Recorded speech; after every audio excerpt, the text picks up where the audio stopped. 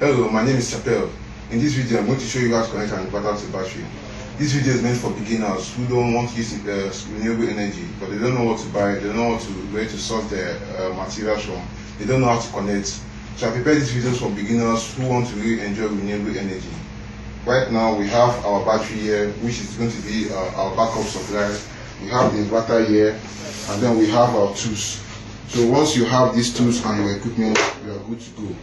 This system is going to be for standalone power system. What do I mean by standalone power system? I mean that the system will not be connected to your dashboard. You don't need an electrician to come and install it for you. You can just do it yourself. Once you just have the right tools here, you are good to go. Now let's get started. Now first of all, the tools we are going to use are the multimeter. It's not a must that you must have a multimeter, because everything I'm going to show in this video is going to be true. So you don't need to buy a multimeter. Then you have your set of screwdrivers, you have a kilowatt meter, and you have sockets, and then you have your screwdrivers. So we start by installing our inverter. First, we are going to look at the features of this luminous inverter. We are going to discuss what it does and how it operates, so that you don't get confused when you install yours. Right now, I'm going to pause this video for me and my assistant to unveil the inverter, and I'll see you in the next 3 minutes.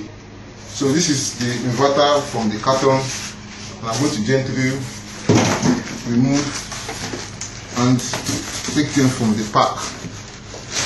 These are strong electronic devices, so you have to be careful when dealing with them.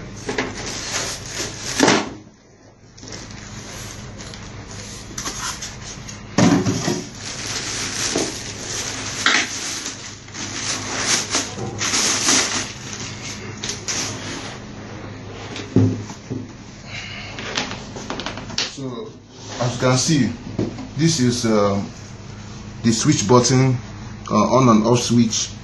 The indicators, I will not say it now because it's not connected to the battery, so we'll use this side for now. And this is the circuit breaker. This is the power input, the cord for power input, and this one goes to the battery. This socket is for your output source. Then this regulated and unregulated UPS means that it will be unregulated, means that it is for non-computers. But if you are going to use appliances that are going to involve computers, you put it on the regulated mode. But for now, we don't want to use any computer for our inverter, so we give it on unregulated. So this is how the luminous inverter operates. So in our next video, we are going to look at the battery. This is our battery. 200 amp battery, and it's going to be connected to our inverter. So we are going to remove it from the carton for you to see how what the content is. We have the content of our battery. Mind you, be careful, don't misplace this screw, because they are going to be very, very important. You don't see them anywhere in the market except the ones that come with the battery. So I keep it very well there. So this is our battery. So I'm going to pause this video for acquiring for me and my staff to bring them out. I have unveiled my battery and I've unveiled my inverter. So let us do the connection. I remove the red key. I take my plier. Now when connecting, make sure that you connect the positive side of the inverter to the positive side of the battery. You can see it is red. It is red here. Take the negative side of the inverter and connect the negative side of the inverter. You do not want to make a mistake, because I can't guarantee what happens if you make a mistake. So by connecting, you start with the positive side, and open the nuts.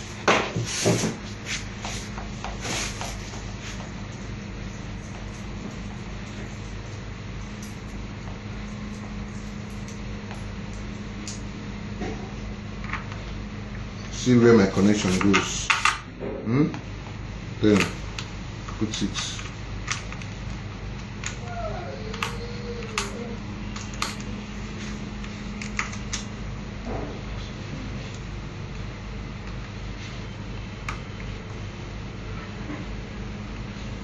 Then I use my plier to tighten it up.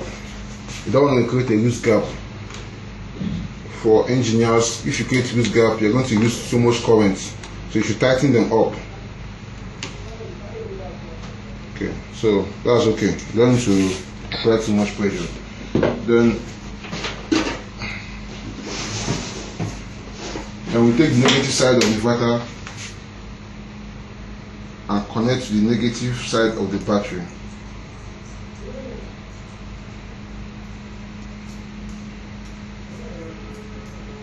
Brace yourself, you're going to be expecting a kind of spark. So if you see a spark, don't be afraid, it's natural for it to happen. So I put my nuts here and then the spark. I hear the noise there. So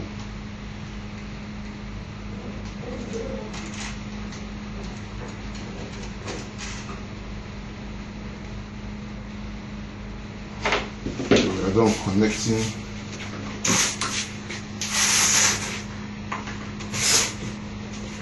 We are done connecting. So the wires are firm. So our inverter is on and running. So the next thing we do is to get the input, connect the input to a switch, so that will do a nice job. So what do? I get my screwdriver.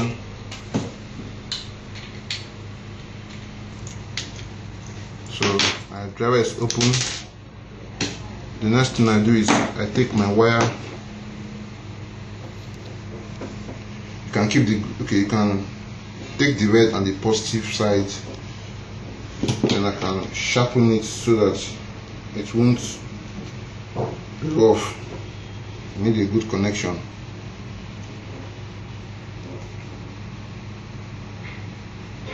I put in the positive side here.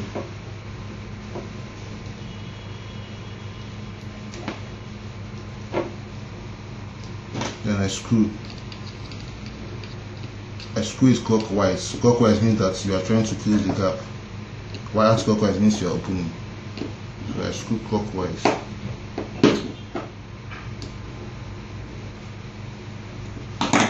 Then I take this one over here to the negative. Put it inside here.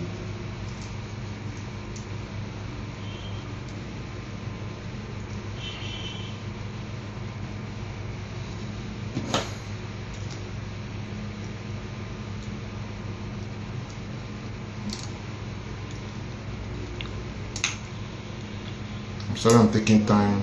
I'm trying to do it for beginners so that you can see everything they need. Then I put this is neutral. Put the neutral. I start it inside this hole.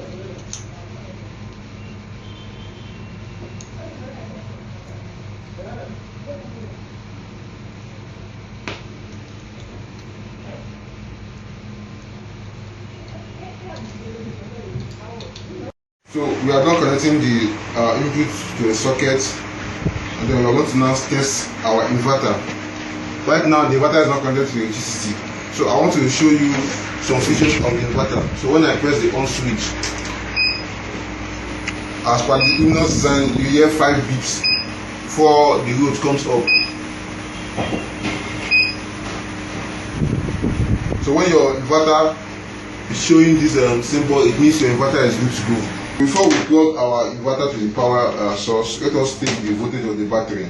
This test is very necessary so that we know whether our battery is good. Most of the retailers in the market selling batteries sell fixed. So the way we can detect if our battery is good is if we test the voltage of the battery first on no load. If the voltage is more than 12 volts, then our battery is good. Right now I have my multimeter, but you don't need to check this. I'm just trying to tell you so that you know. In case you get someone to buy for you, the person must have really done check to ascertain the power of the battery. Right now I want to ascertain the voltage of the battery. So I check the red to the red and negative to negative. So the battery is giving me voltage of 13.02. It's more than 12 volts, so our battery is good. Right now our inverter connection to the battery is complete. The battery test our inverter by plugging into the power source. So right now it's right in the power source. So watch what happens when it comes in.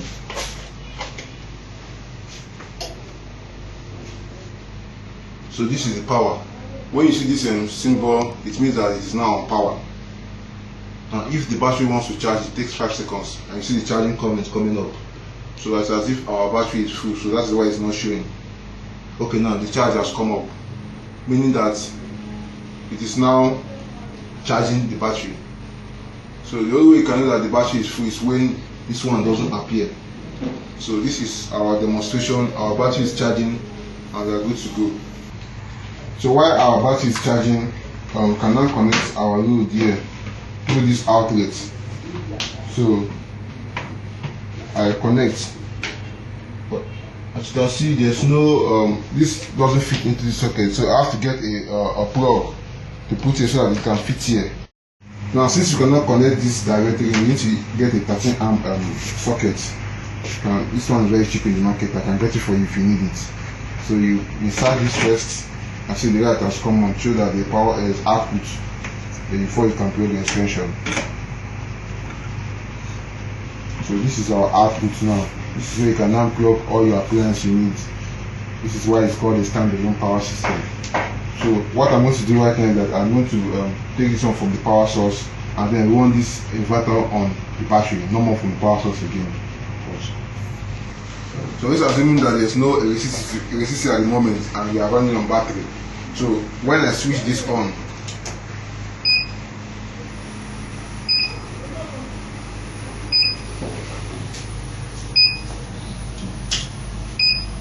so you can see now we have output from the extension. So let's assume we don't have any electricity.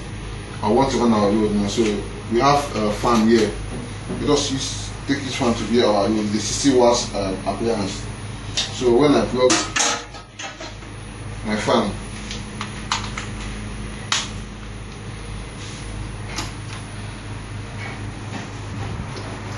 so this fan is running on the inverter as of now. No electricity is connected. Now, since this fan is a 60 watts appliance and this battery is a 200 amp, this fan can run for 10 hours non-stop. And the way to measure our current and voltage is using a kilowatt meter. Here I'm going to use this to measure our voltage and current coming away from the current and voltage that this battery is giving to this fan. So I'm going to switch this fan off first. Put my kilowatt meter.